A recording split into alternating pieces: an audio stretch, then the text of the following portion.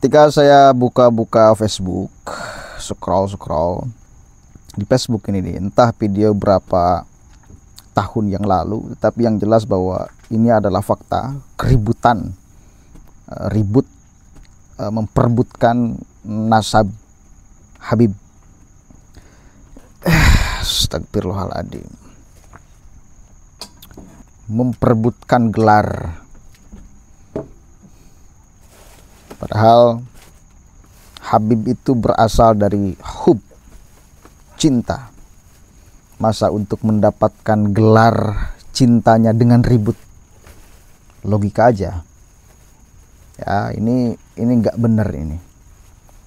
Coba lihat dulu nih sama-sama. Hakim akan jadi saksi. Panggil. Panggil. Antum lagi tulis. Ini demi Allah, demi Allah ya Rasulullah. Daripada majelis ini Allah tidak akan pernah sama. Amin. Benar.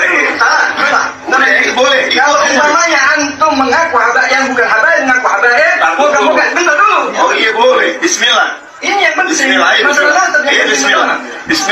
Bismillahirrahmanirrahim. Bismillahirrahmanirrahim. Umpama ana Alamja atau Umar bin Yunus Jamalullail bukan habaib. Moga-moga dilaknat sama Allah Subhanahu wa taala. Allah Subhanahu wa taala dengan mukjizat Nabi Muhammad SAW berupa Al-Qur'an. Amin. Allah matikan Amin. Umpamanya ana Umpamanya antum Hasan bin Muhammad Baru. Nah. Apa saya? Iya. Enggak, antum mau ngomong apa? Umpamanya. Enggak, kan antum sudah menyaksikan. Iya. Tanpa Anak sudah datang. Ayo sudah terus antum ngomong apa? Umpamanya. Iya, Anda dengar. Kebohongan dari ada ini yang dikatakan sama anak bahwa ini anak menyakini bahwa dia bukan habaib. Moga-moga anak dilaknat oleh Allah Subhanahu wa taala. Amin. Al-Fatihah. Allah. Coba menurut kalian, apa pentingnya kita diketahui oleh banyak orang sebagai anak siapa? Apa pentingnya? Kenapa ini orang sampai rebutan, sampai ribut memperebutkan gelar yang dianggap sebagai nenek moyangnya? Kenapa? Apakah ada keuntungan duniawi yang pada akhirnya akan mereka dapatkan bila mendapatkan gelar itu? Kan itu yang bisa kita prediksi. Hati-hati, di tengah polemik nasab ini kita akan sangat gampang terkecoh dengan narasi-narasi yang sesungguhnya memerlukan racikan pikiran kita. Yang kita tahu sama-sama ada dua kelompok yang sedang ribut. Yang satu mengatakan nih gelarnya tidak tersambung nih, nasabnya tidak tersambung nih. Satu lagi ada yang mengatakan tersambung nih dengan data yang mereka keluarkan masing-masing. Ya, termasuk saya pribadi tentu punya pendapat, punya kesimpulan hasil racikan dari fakta-fakta yang saya dapatkan. Tapi sangat miris sekali bila nama Rasulullah SAW lalu dijadikan sebagai alat untuk kehidupan di dunia. Ya, sering mereka mengatakan nggak penting sebetulnya, aneh-aneh ini nyebut kata siapa nggak penting. Itu buktinya banyak ceramah-ceramah yang mengarah ke sana. Artinya penting. Kenapa penting? Artinya mendapatkan keuntungan di dunia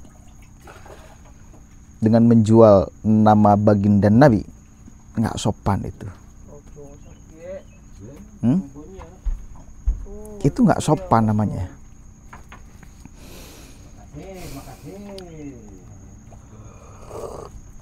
Sudah tahu nggak berita terbaru bahwa Profesor Mahfud MD mengirimkan surat kepada Pak Haji Rhoma Irama, dan beliau mendukung sepenuhnya apa yang diteliti oleh Kiai Imaduddin Bahkan kemarin saya tayangkan ada pondok pesantren resmi di Malang, pondok pesantren sudah tua, 1963 pesantren itu didirikan. Beliau dengan tegas, resmi, sikap pondok pesantren mendukung seluruh produk yang disandarkan pada ilmu, yang disandarkan pada dalil, yang disandarkan pada kitab. Ya. Karena hanya itu yang bisa menjadi penghormatan manusia di dunia. Selain daripada ilmu nggak ada sebetulnya. Nasab itu nggak menjadikan dia sebagai orang yang terhormat. Jadi gini, orang lain menghormati itu nggak apa-apa. Tetapi kita sebagai orang yang bernasab katakan mulia, sebagai anak kiai, anak habib, itu jangan lalu menjual-jual. Ini bapak saya nih, di kampung saya semuanya belajar ke bapak saya. Ada lagi yang mengatakan, ini saya habib nih, cucu nabi, macam-macam ente. Bahkan ada yang menyelewengkan rumor di masyarakat itu, gila-gila pak persoalan ini. Ada yang mengatakan habib ini sudah menjadi rumor biasa loh di masyarakat. Dan bagi saya ini memalukan ya. Dan mudah-mudahan ini menjadi koreksi atas kelakuan-kelakuan yang mungkin oknum, boleh dikatakan oknum. Jadi suka ada yang datang ke masyarakat, bahkan ke kiai-kiai, minta. Bahkan kemarin ada cerita maksa minta atas nama. Kalau nggak dikasih maksa, ngambek. Masa cucu nabi nggak dikasih gitu loh. Ini kan astagfirullahaladzim. Masa cucu nabi nggak dikasih? Padahal itu sama sekali nggak diajarkan oleh kakeknya. Justru kalau memang itu kakeknya ya, Kanjeng Nabi. Justru Nabi Muhammad bila punya rezeki ya dikasih, sedikit pun dikasih, bukan minta sembari maksa, mengatasnamakan. Nah, itu nggak benar itu menyeleweng dari akhlak Nabi. Ya, jadi di tengah satu kali lagi polemik nasab, lalu banyak bermunculan pernyataan-pernyataan yang menegaskan bahwa mereka tidak kita bisa afirmasi pernyataannya sebagai pernyataan kebenaran. Sikapnya juga banyak yang seperti itu. Ya kita akan lihat. Ya mudah-mudahan secepatnya berakhir. Berakhirnya di mana? Boleh jadi berakhirnya di sidang pengadilan. Bila polemik ini sudah menjadi fisik ya, bisa jadi diseret ke ruang pengadilan, lalu masing-masing menyodorkan buktinya, lalu kemudian disimpulkan oleh pihak pengadilan. Disandarkan pada apa? Disandarkan pada data dalil yang jelas. Kalau berbicara sejarah, disandarkan pada manuskrip. Kan itu. Mau tidak mau harus ada manuskrip di abad kelahiran Ubaidillah. Harus ada. Kalau nggak ada, nggak bisa. Pihak pengadilan memenangkan perkara itu. Karena berkenaan dengan sejarah. Kebetulan saya kuliah di jurusan sejarah pula.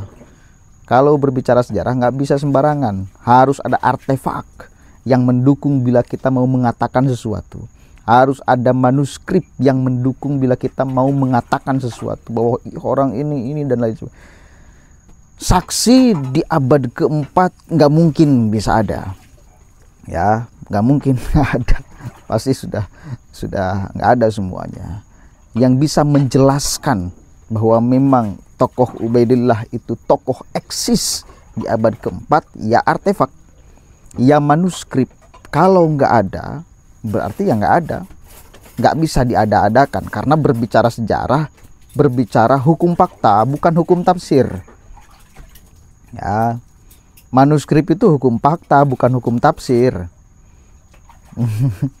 Ayat Al-Quran orang boleh beda tafsir, tapi urusan manuskrip ini nggak bisa beda tafsir. Ini hukum fakta. Kalau ada ya ada, kalau nggak ada ya nggak ada.